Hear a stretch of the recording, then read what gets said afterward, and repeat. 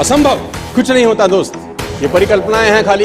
और मैं आज तो आपको बहुत ईमानदारी से और 12 साल के तजुर्बे का निचोड़ निकाल के बता सकता हूं कि इस दुनिया में असंभव नाम का कोई शब्द होता ही नहीं है।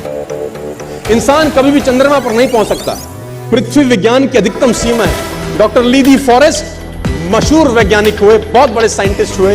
एक स्टेटमेंट इन्होंने पास किया 1955 के अंदर, 1955 he passed a statement कि इंसान कभी भी चंद्रमा पर नहीं पहुंच पाएगा। It is impossible for a human being to cross Indian globe, earth globe.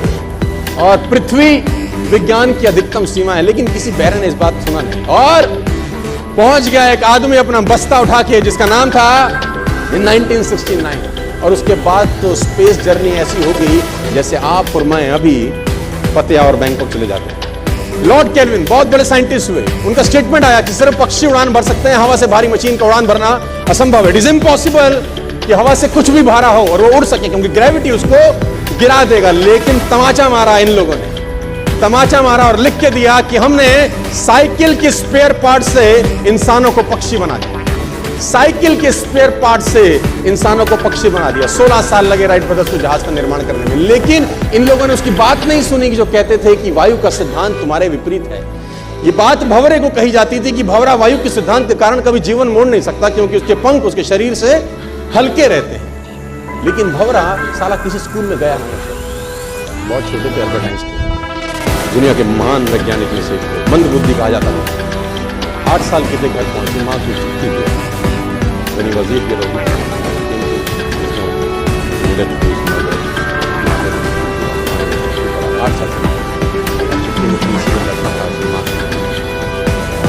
Principal ने ये लिख के भेजा कि आपका बच्चा विलक्षण प्रतिभा का धनी है, ग्रेट पावर। ये बहुत बड़े साइंटिस्ट बने।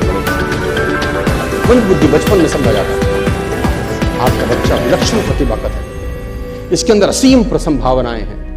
तो हमारा स्कूल, हमारी मैनेजमेंट, हमारी फैकल्टी, हमारा टीचर इस लायक नहीं है कि हम आपके बच्चे को अच्छी शिक्षा दे सकें। तो it's better for you to take care of your सन।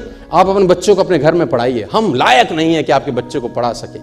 और उसकी माँ ने पढ़ते पढ़ते आंखों में आंसू ले आई और उसने बच्चे को कहा, कल से तो स्कूल नहीं जाएगा, मैं तेरी परवरिश घर पे करूंगी, क्योंकि तेरा टीचर तुझे इस लायक नहीं समझता। मतलब वो अपने आप को इस लायक नहीं समझते। बच्चा खुश हुआ, मोटिवेट हो गया और लग गया। उसकी मां का निधन हो गया और अल्बर्ट आइंस्टीन बहुत बड़े साइंटिस्ट हो गए। अल्बर्ट आइंस्टीन जब बहुत बड़े साइंटिस्ट हुए तो मकान शिफ्ट कर रहे थे अपना, और जीवन का सच्ची घटना वो अपनी ऑटोबायोग्राफी में लिखते हैं कि जब मैं मकान शिफ्ट कर रहा था तो एक ड्रॉस के अंदर मुझे वो व्हाइट कलर का पेपर फोल्डेड अवस्था में मिला। मुझे समझ नहीं था कि क्या है। मैंने उसको फोल्डिंग अवस्था से मिट्टी को हटा के जब खोला तो वो उस टीचर का लेटर था जो बहुत साल पहले टीचर ने मेरे हाथ में दिया था और मैंने अपनी माँ के हाथ में रखा था। अब वो बड़ी उत्सुकता के साथ उस खत को पढ़ने लगे। जैसे उन्होंने खत पढ़ना शुरू किया और वो जार जार होकर रोए।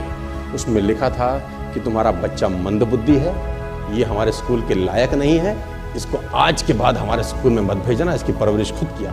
मां ने उल्टा पढ़ा, मां ने उल्टा पढ़ा कि नहीं, ऐसा नहीं है, तू सब कुछ कर सकता है, तेरे हाथ पास पावर है, तेरे में प्रतिभा है, यू कैन डू वंडर्स। दोस्तों, इस दुनिया में किसी की बात मत सुनना।